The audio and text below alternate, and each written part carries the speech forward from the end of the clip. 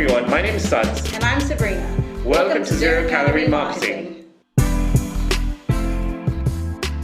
Today we're joined by Jake and Daniel. Jake is a brand and marketing strategy specialist. And Daniel is the director and co-founder of JDM Social. So these two guys had never met each other until they came to be interviewed by us on our podcast. We talked a lot about social media, freelancing, organizing time, and self-management. We also find out that despite being in different points in their career, they had a ton of similarities and a ton of experiences. We had a lot of fun talking to them. And getting to know them. We also found out that Jake owns a ton of cats.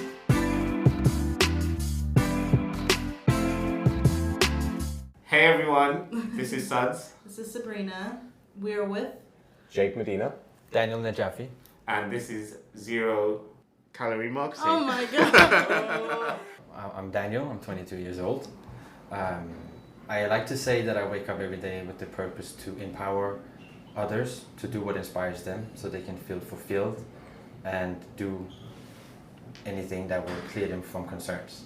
Now, the way I do that is by running a marketing agency that delivers social media and marketing solutions for B2B and B2C. Mostly we focus on SMEs. Cool. On the side, just really quickly, I study as well and I have a part-time job. Okay. Be able to pay the bills. What about yourself, Jake?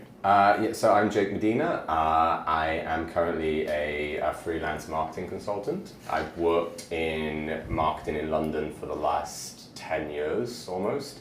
And with industry-wise, I'm very much kind of an FMCG, food and beverage background with a little bit of beauty thrown in there. I'm a Welshman living in London, in East London. And I'm kind of a self-confessed marketing generalist. Okay. So I don't think it's sometimes seen as a dirty word. But yeah, that's me. Great. How did you get into, why digital marketing? Why, how did you get into that? Well, I wasn't born a marketer. I'm not the classic, entrepreneur selling while he was 6 years old and blah, blah, blah. I sort of fell into it because I love to hear stories and tell stories. And one of my favorite authors or marketers is Seth Godin. And he has this book saying all marketers lie. And then he has this line, he says, tell stories. So I kind of think of it as based on my idea of liking to tell stories and hear stories. That's how I fell into it. Very practically, I had an e-commerce store. While I was doing that, I was documenting everything online. And then one day, a guy from an organization called Nordic Startup Awards, he reached out to me and said, hey, I've seen your Instagram. We'd love for you to take over our Instagram.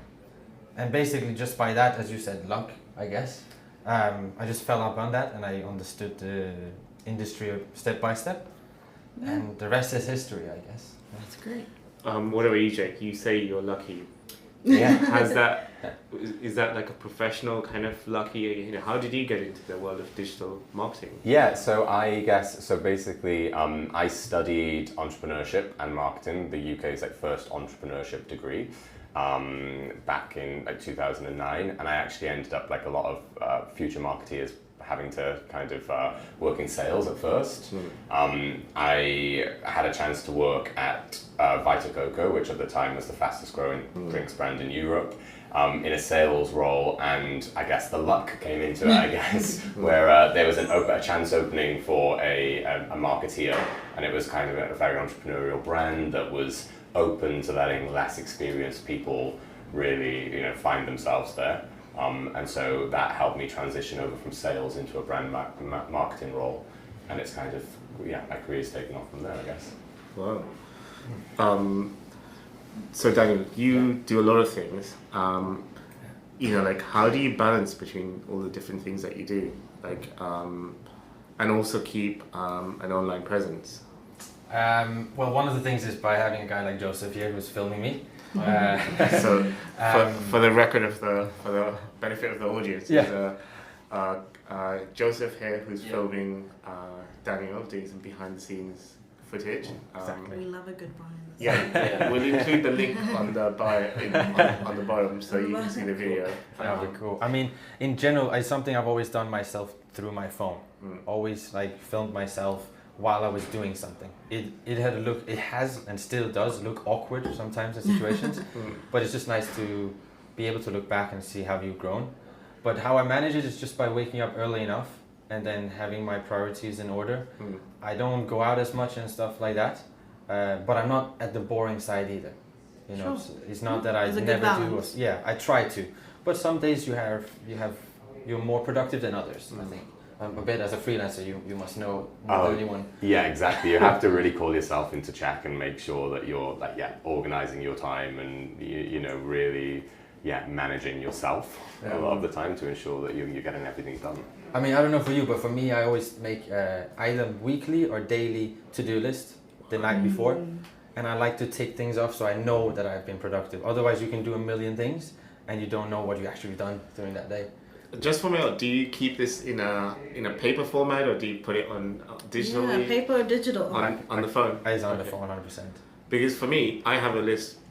I wish it was a daily list. It's just a weekly list. Yeah. Actually, it's a monthly list. It's a list. It's a list. And I like to, I just put it into paper.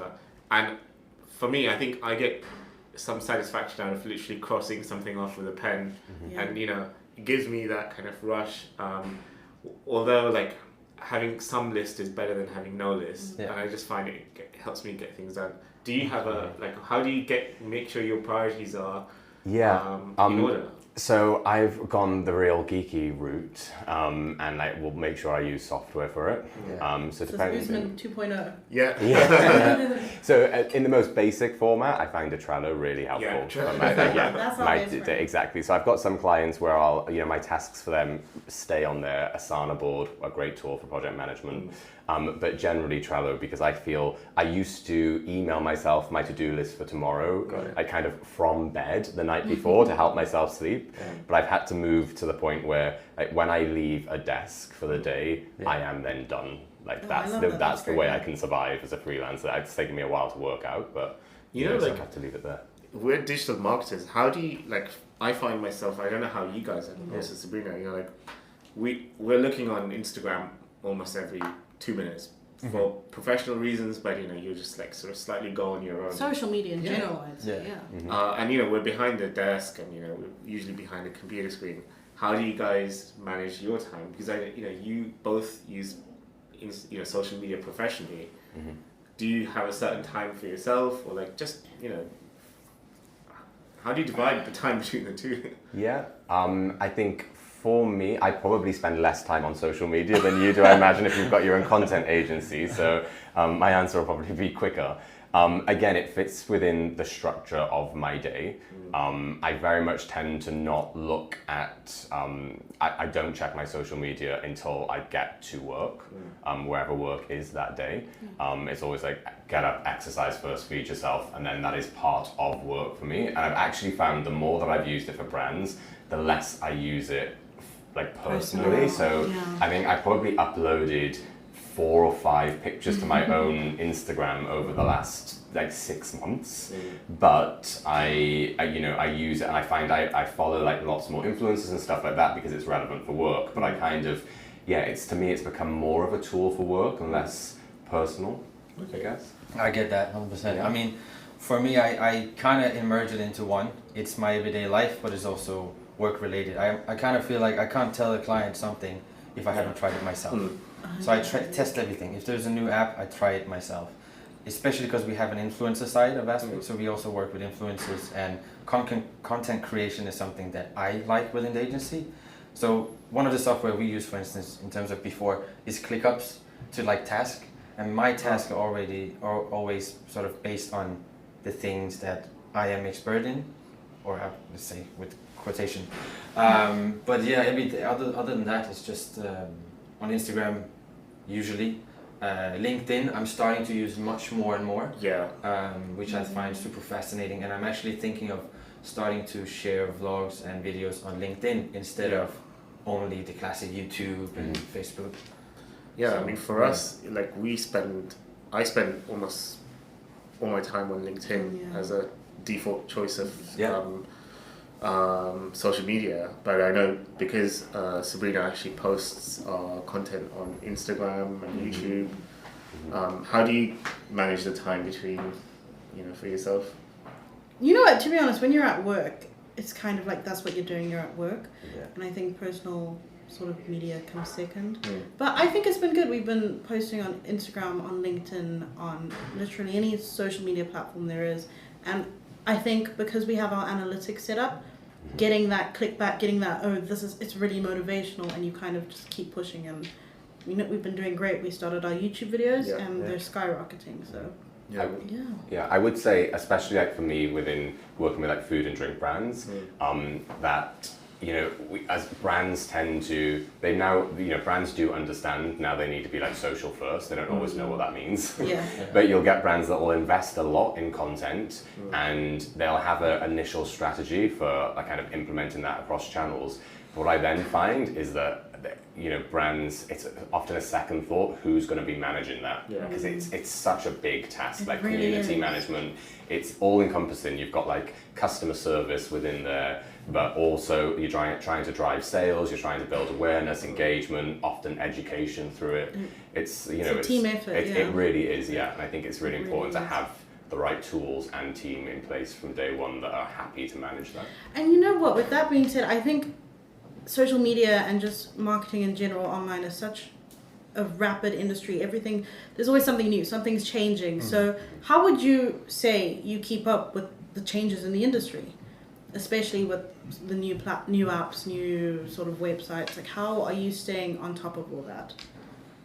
For me, it's just people. I mean, it's obviously, because even if you're business to business or you're business B2C, it's still people you deal with. So how people are interacting or how people consume stuff is, if you can just somehow analyze that, I'm sure you'll find out also by testing the new platforms that comes out.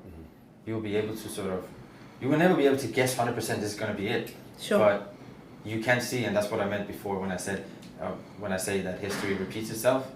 So, For me, ensuring that we stay on top of it, there's a couple of ways we do it. Firstly, as a consultant, I think it's really important to have a good network of people with more niche expertise, or not even niche necessarily, but more focused in their approach. So, I work with a couple of like content creators and social media specialists who, are able to stay on that, non-stop, more day to day, because for me in my role, or, having an understanding and being able to strategize on everything is fine, but to get really deep into new platforms and stuff, I think working with partners and especially with brands, if brands want to grow fast, my advice is always to actually ensure that you're open and receptive to outsourcing and bringing experts into the business. And I think that's really important for any social and content creation, and that helps brands and individuals. We're learning from each other, so that's one way.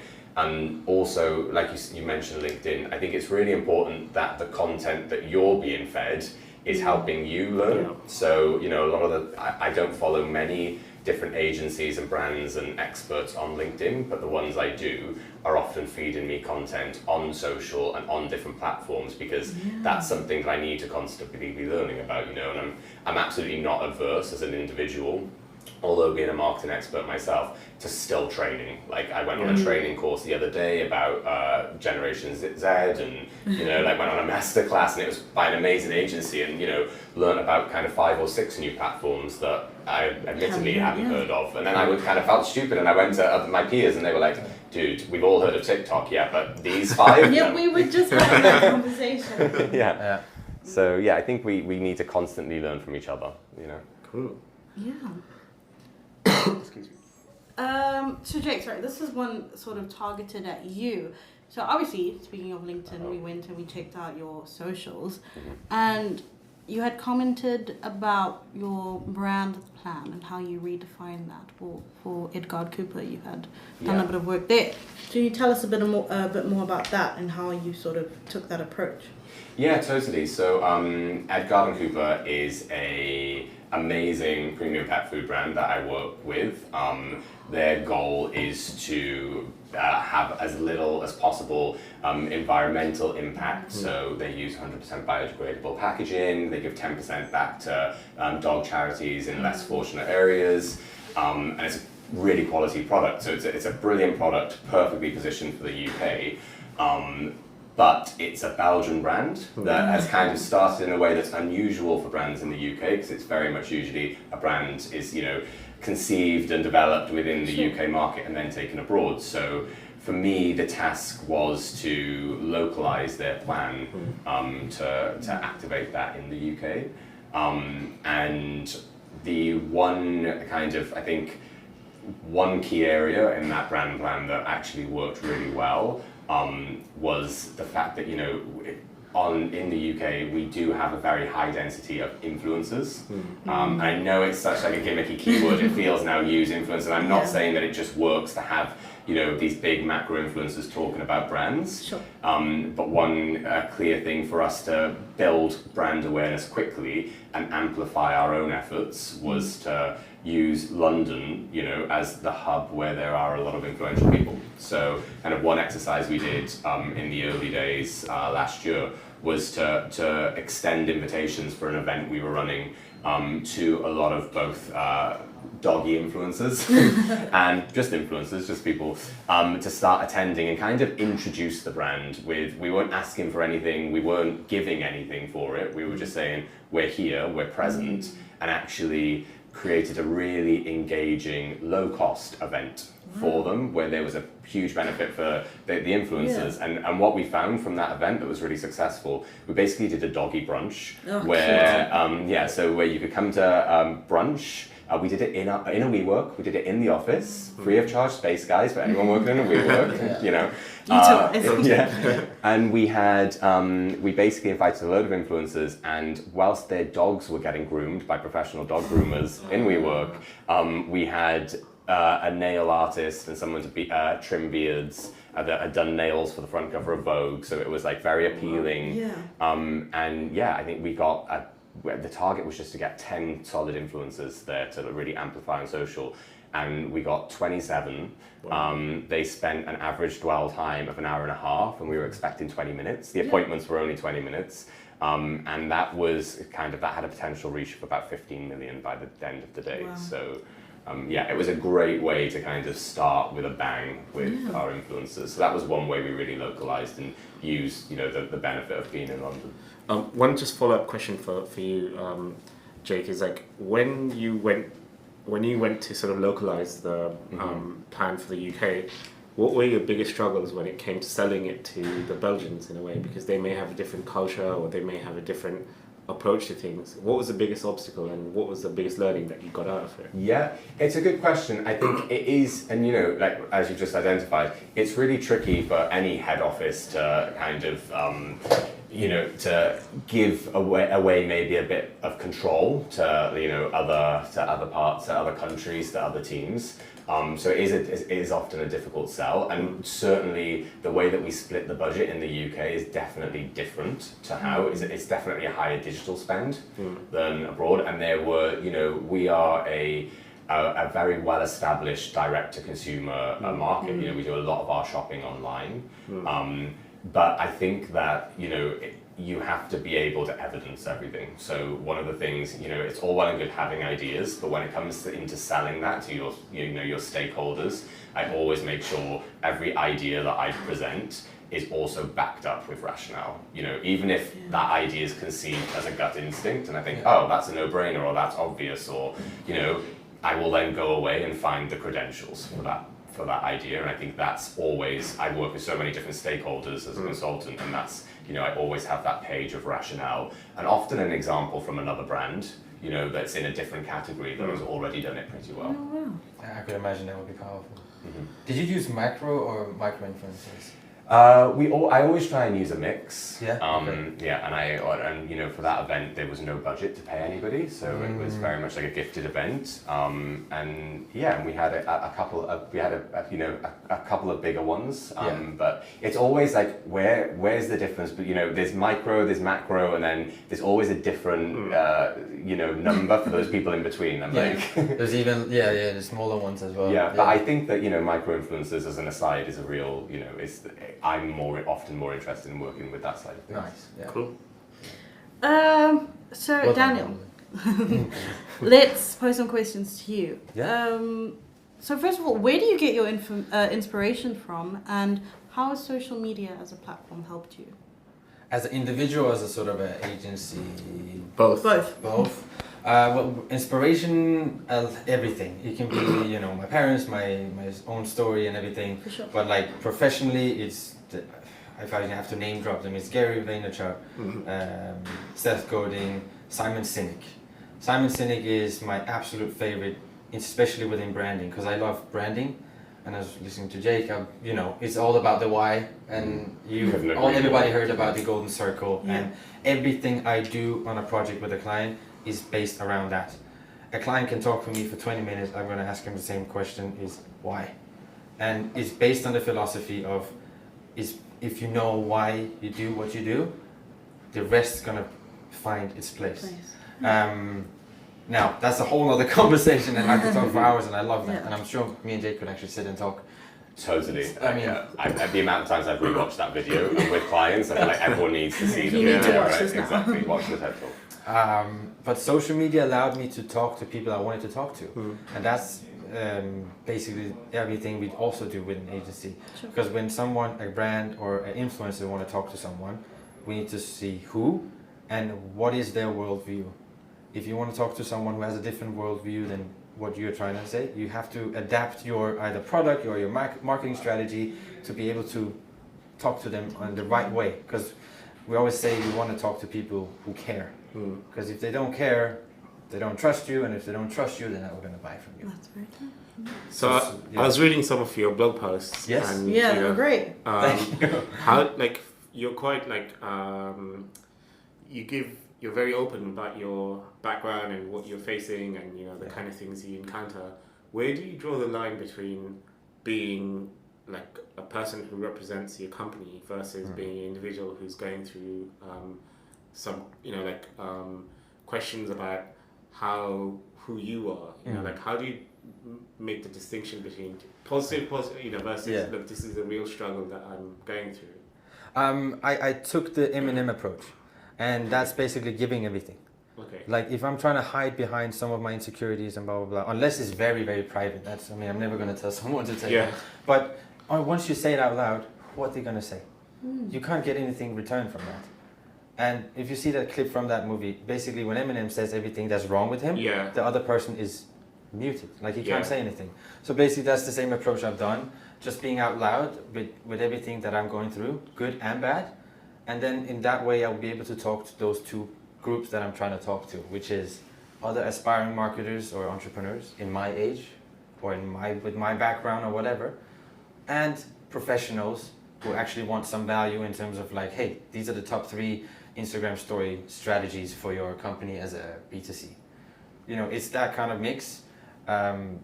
Maybe I've gone very extreme on sharing everything and I might tone it down. But right now I'm testing, just as anything, test and learn. I think that's a really inspiring approach as well. I think that, you know, like we know that consumers now want more transparency from brands and products. I don't think that, you know, that has to be an exclusive approach for when you're a consultant. And, you know, I think people that will hire you and that hire your agency will appreciate that, you know, you're transparent. And like you said, you only want to work with people that care because that's your approach too. And I think, you know, I think it's better to really show people who you are so that they get what's on the tin. Yeah, I'm sure people buy or sign up with you because of you, the people. I hope so. Maybe it's like a little marketing ploy, like lots of performance marketing behind the scenes. I'm not at all. I think this is a really good question. Where do you both see marketing going in the next 5 years? It is. That's a good question. It's a good question. This is a big one. I think I still think it definitely depends on the industry that you're in. True. For a start, I think it's such a wide question that it's just really difficult because there's we thought a few years ago that publishing, for example, there would still be no benefit in newspapers and magazines, and the platforms have changed and everything's gone digital, and yet still we find that things like events and PR that goes into paper, is that the latter being a great way to build brand awareness for a product that's sold in grocery, for example. If it's I don't know, within travel or certainly beauty, we found that and social actually started to perform incredibly, and it all became about performance marketing. So I think it depends. For me personally, working within FMCG, it is definitely, it's going to become more and more digital. People are going to have an expectation that not necessarily what they're going to get is more targeted, but smarter, I think. I think, it was one thing that, if you were looking for trainers all of a sudden, then all of your, all of the MPUs and all of the adverts were trainers. But and people don't really like that. But if you're getting content and you're getting adverts that are very specified to you, it is useful. It's handy. And I think that what we'll need to do with our brands is just become a lot smarter in our approach and it be very tailored to people. I agree, very tailored. I think marketing is going to be, because everybody's right now, you said the thing about the influencers, you had that many people reached. I think marketing is going to go down and talk to fewer people, but people who are actually going to buy. Yeah. When you say it's going to target down, it's going to be targeted down to people who are more, care the most in that sense. And I think digital is definitely going to grow. However, I think that experiential marketing is such a gap and it's such a potential, because what do people, nostalgia, experience are the things, especially around if you're working with SMEs that are within luxury niche, that is what consumers are drawn attention to. So, experience, smaller audience, but more refined audience, and then digital for sure. You can say so much about it, but I think Jake summed it up really well. I am convinced, though, as one quick, the marketing mix has always changed and it will always develop. But what is more apparent than ever is that it's the brands themselves have to have a solid purpose. Exactly. That's what we're realizing more than ever. They have to live and breathe their values, and you can use the perfect mix that's tried and tested for a product in your category. But I think in the future it won't deliver. There's going to be no, guarantee unless people on every touch point feel like that product that you're selling or the brand or service is genuinely living and breathing its values. 100%. I was thinking just one thing that Seth Godin always says is about permission marketing, and it's such a small thing that people don't realize is after GDPR, obviously we have to take yes. But if you're going to send a newsletter out to people who already accepted and you ask them, am I allowed to do this? And they said yes, those people are so powerful. And I think that's an aspect of marketing, which he called permission marketing, which is super powerful. And that's something we've been trying to test out, and it's been really helpful because you can actually communicate with people without thinking that's spam or something like that. I think if regardless of if that's through texting or if it's through emails or whatever it's going to be in the future, I think that's going to be an element. I agree. In the next 5 years at least. One thing from my side is when we both reached out to you, or when you reached out to and also what you said, you both see yourself as an outsider, or maybe when you said who are you, you started with where you're from, and both you did the same. Dan, do you think that has helped you when it comes to your professional, when you're wearing a professional hat? To be an outsider. Yeah. Yeah, because usually the point, because we help SMEs, small SMEs, in terms of agency, if I have to look at it that way, and usually those clients also see themselves as in kind of an outsider because they're a smaller business. Even the CEO sometimes have the same history as me, so he can relate. So in that sense, it's something that's been helpful, and it's been a good touch point to address. Yeah. Yeah, I think for me, to be honest, I think my degree was in entrepreneurship, and I feel like everybody then there's an expectation you're going to start your own business. Yeah. But actually, I do work with just such like inherently entrepreneurial businesses that I almost feel like it's kind of the perfect evolution from like my education up to where I'm working now. Yeah. So, you know, I am like by definition the outsider of businesses now because I'm kind of the consultant. But I think that does help me because I think everyone personally is different, and my kind of, you know, I take a very honest approach with people and whether it's brands, and I feel like entrepreneurial brands have often got thicker skin and they kind of want you to be honest and they want to hear how it is so that we can move forward quickly on how to improve it. So I do feel like an outsider, but I don't anymore have any imposter syndrome that I think sometimes you have, like in the earlier days when I was working with Vita Coco. It's an amazing brand, and then I went to Estee Lauder, Pucker, and you know, maybe around Estee Lauder time I thought, ooh, I am a little bit of an imposter. I don't have, you know, the 5, 8, 10 years experience some other people have. And then you realize that that's sometimes a benefit, and actually, you know, marketing moves so quick.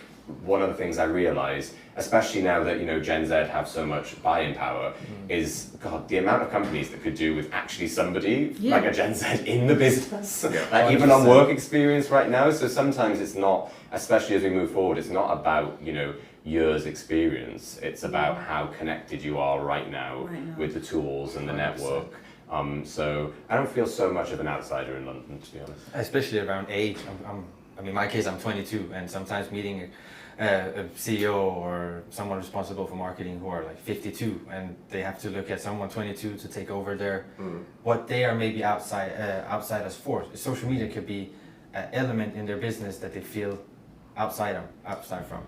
And for me, we are very focused on, you know, businesses have to focus on being on their business, not in their business. Yeah. And in that sense, sometimes the social media aspect and stuff like that can provide that from happening. Yeah. No, but you know, like what you guys said, we have the same approach where we're not, when we go and pitch to businesses, it's not pitching to a company that sells X, Y, Z, it's pitching to the individual who will help us grow as an organization, because we're a small company. But for us, it's more important that person is open-minded, regardless of age or background, because they will be willing to work with us and come, you know, when we pitch new ideas to them, they're like, oh yeah, maybe we should do this. So that's something we have in common. One question, I know we're sort of running out of time here, like you can keep this as short as you like. Okay. What's the first thing you ask your client before you start working with them? Maybe Daniel, you can go first. Well, the first thing I ask them? Yeah. Well, if it's not why, why they want to do it, it would probably be, who do you want to talk to? Okay. And you sort of work backwards from that to make the message. Then, if I know who they want to talk to, it can be everything from very specific Facebook ads targeted to them, or it can be changing a strategy, what they already have, changing the way they produce their products or something.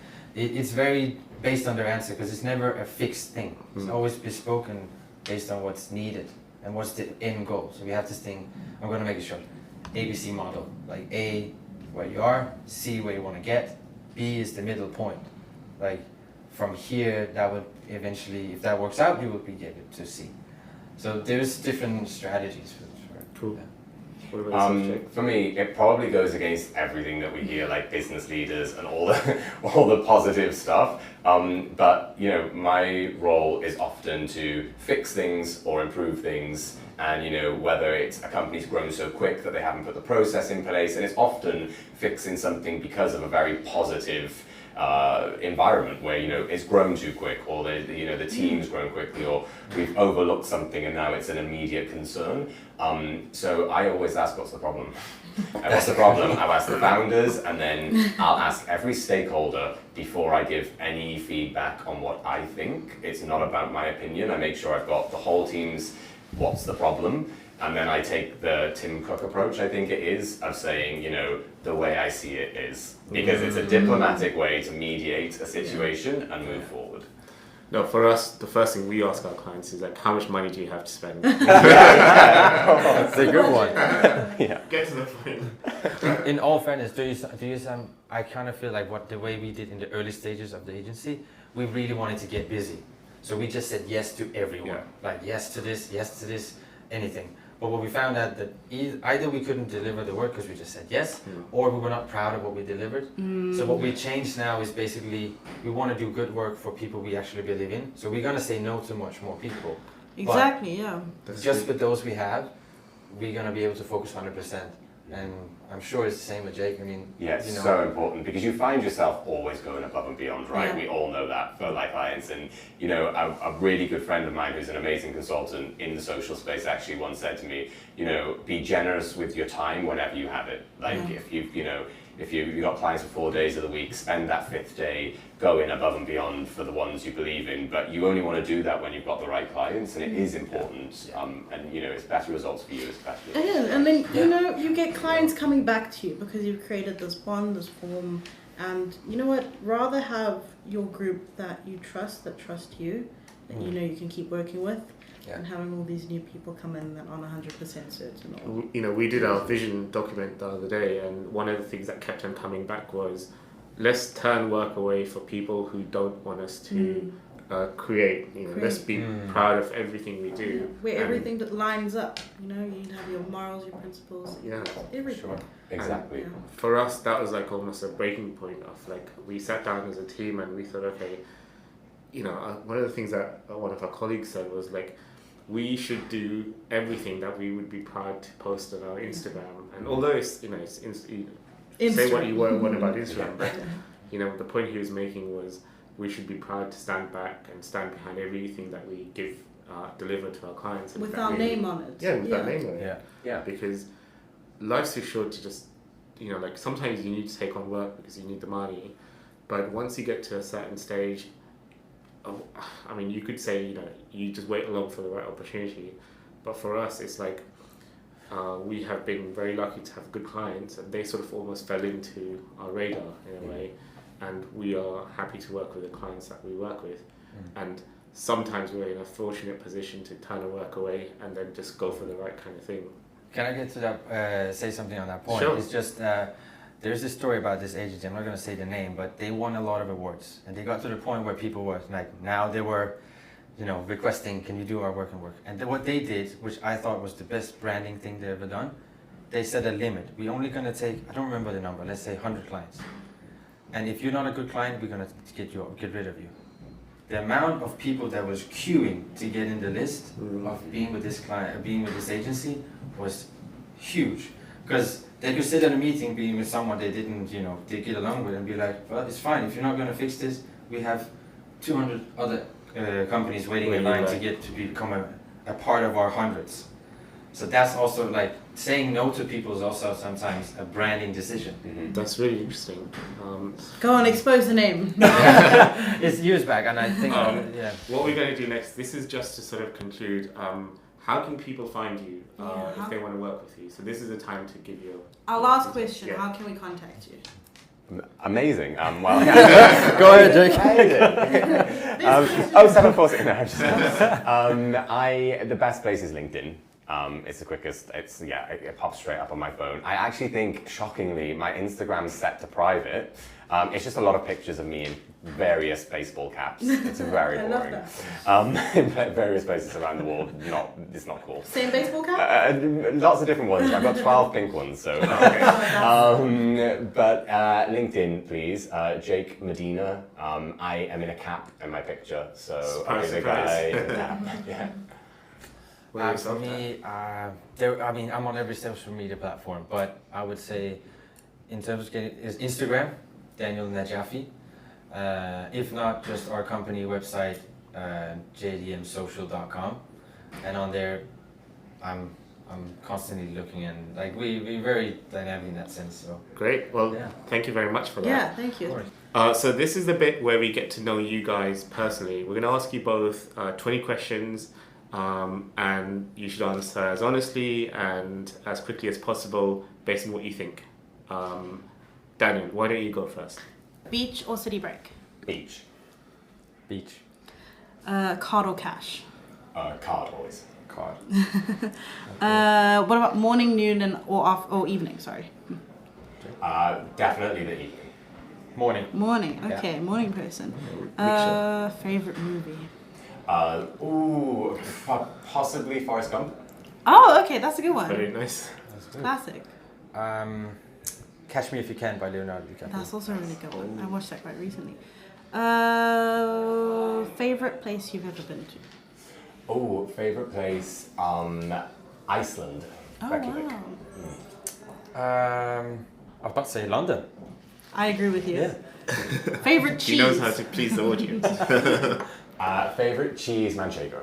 Oh, okay. Protein cheese. What is your spirit animal if you have one? Spirit animal.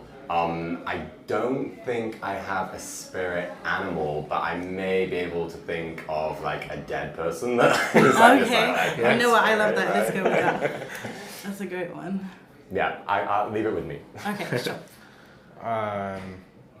I'm a Scorpio, so I'll just say a Scorpio. Scorpion. Yeah. Okay. All right. Who would you play? Who would you have play you in a film? Oh, that's a good question. Maybe a fellow Welshman. Who's a good actor? There's that guy that plays Lucifer on the Amazon series. Oh, he's quite good. Him. Actually, quite look like him a little Upgrade bit. yourself, right? No, I like that. Go with it. That's the one. Oh, that's a tough question. It is quite tough, yeah. I'm Persian myself, so someone who's also from Iran, that would be amazing. Oh, okay. Yeah. Pepsi or Coke? That's quite a big one here. Neither. Neither. Oh, that's a good one. Neither either. Neither. Okay. Yeah. What would your preferred drink be then? A can of ugly, Oh, actually. okay. I'm a big ugly fan. Does it have to be a brand? Whatever you Because want. water with lemon. Water Lime. with lemon. Good. That's Yeah. a good one. That's a classic. Someone's fault. Let's see. Summer or winter? Probably summer, just for the wardrobe. London summer? No, don't even talk about it.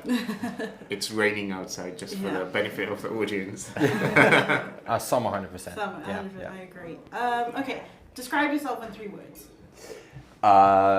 Kind of lucky, Oh, that's a good one. happy, and loud. I love that. Love that. Yeah. Passionate. That's a Scorpio trait. Kind. Kind. And thoughtful. That's a good one. I like that. Think too much sometimes. Though. Overthinking. Same. Okay, in one sentence, how would you sum up the internet? Ooh. Getting serious now. Let's get serious. Yeah, I think it's a pretty complex, potentially scary, but very interesting thing. I love that. That is 100% on the dot. Can I just have the question again? Describe the internet. The How do you internet. describe the internet? The World Wide Web.